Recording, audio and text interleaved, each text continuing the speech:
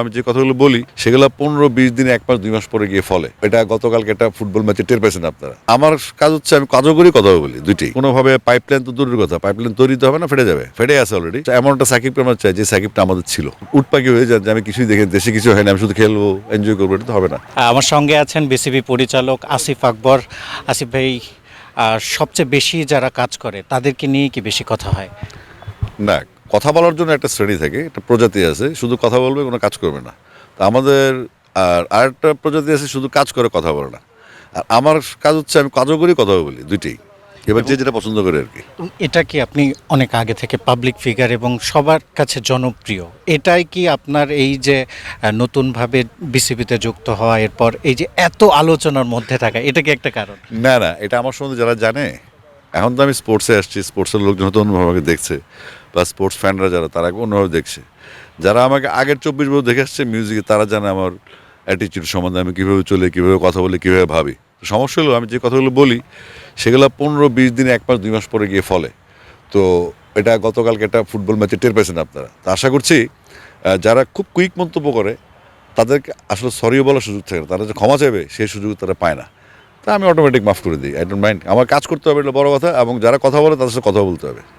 আপনি কাজ করছেন এবং অনেকগুলা জেলা ঘুরছেন, মানে এটা একটা আপনার বড় কাজের অংশ।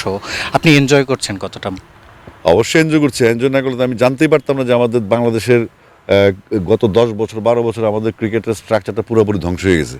কুড়িগ্রাম, গাইবান্ধা, লালমনিরহাট এবং পঞ্চগড়, এই 4টা জেলায় যদি আপনি যান, আপনাকে মনে হবে না যে বাংলাদেশে একটা ন্যাশনাল ওয়াইড ক্রিকেটের ক্রেজ আছে, ন্যাশনাল ওয়াইড ক্রিকেট খেলা হয়, একটা স্ট্রাকচার মনে হবে না। আপনাকে মনে হবে আপনি প্যালেস্টাইনে আসছেন, এত দুরবস্থা এদের। তো সেখানে আমি নিজের চোখে ঘুরে ঘুরে আমি সরজমিনে দেখছি। আপনি যখন জিজ্ঞেস করেন কুড়িগ্রামের স্টেডিয়ামের কী অবস্থা, আমি আপনাকে এখন বলে দিব, আপনি কুড়িগ্রামে দেখবেন সেম সিনারিও। তো সুতরাং আমি যদি না ভিজিট করি, আমি যদি না সফর করি, তাহলে আমি তো মূল ফ্যাক্টটা ধরতে পারবো না, আমি জানাতে পারবো না বিসিবি এই সমস্যা। এই সমস্যাগুলি আমি বিসিবিকে বলার পরেই বিসিবি কিন্তু ইনিশিয়েটিভ নিচ্ছে, এগুলো আমাদের জন্য খুব জরুরি। পাইপলাইনে আমাদের একটা বড় সমস্যা থাকে এবং সেক্ষেত্রে আপনার রোলটা খুবই গুরুত্বপূর্ণ। সেক্ষেত্রে আমরা দেখি যে বিকেএসপি ছাড়া খুব বেশি প্লেয়ার কিন্তু উঠে আসে না। আমরা পঞ্চপাণ্ডবের কথা বলি, সেখানেও কিন্তু ওই গুটি কয়েক ক্রিকেটারকে নিয়েই আমাদের কিন্তু পুলটা আবর্তিত হয়। সেক্ষেত্রে আপনার কাজটা কতটা চ্যালেঞ্জিং আসলে?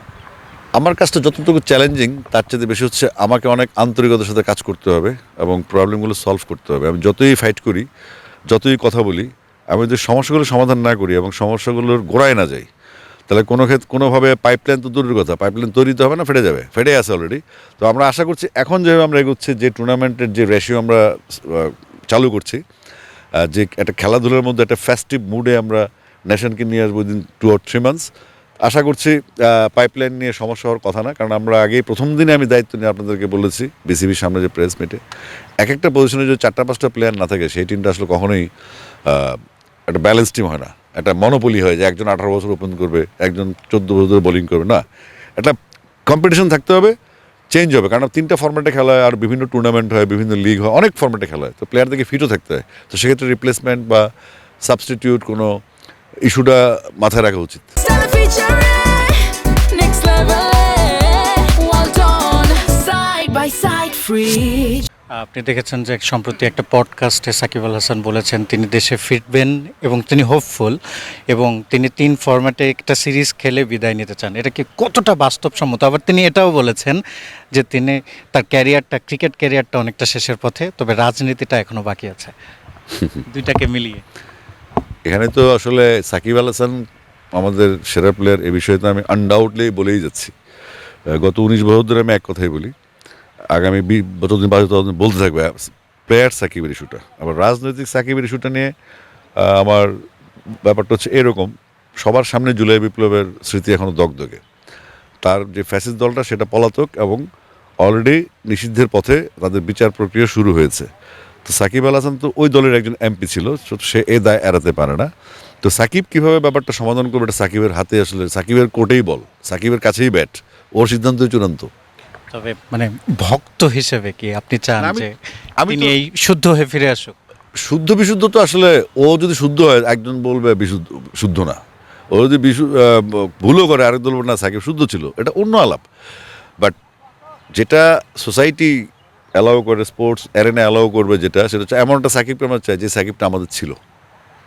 যেমনটা আসিফ আকবর সবার কাছে জনপ্রিয়, সাকিব আল হাসানও সবার কাছে জনপ্রিয় ছিলেন একটা পর্যায় পর্যন্ত। আমরা মাশরাফির কথাও বলি, তিনিও কিন্তু এই রাজনীতিতে এসেই একটু মানে এটাকে খারাপ লাগে কিনা একটু? না না, রাজনীতি তো খারাপ কিছু না, রাজনীতির বাইরে কোনো কিছু নেই, কিন্তু সমস্যা হলো রাজনীতিটা রাজনীতি করতে গিয়ে আপনি কি করলেন, কার সাথে রাজনীতি করলেন এবং কি দায়িত্ব নেবেন আপনি।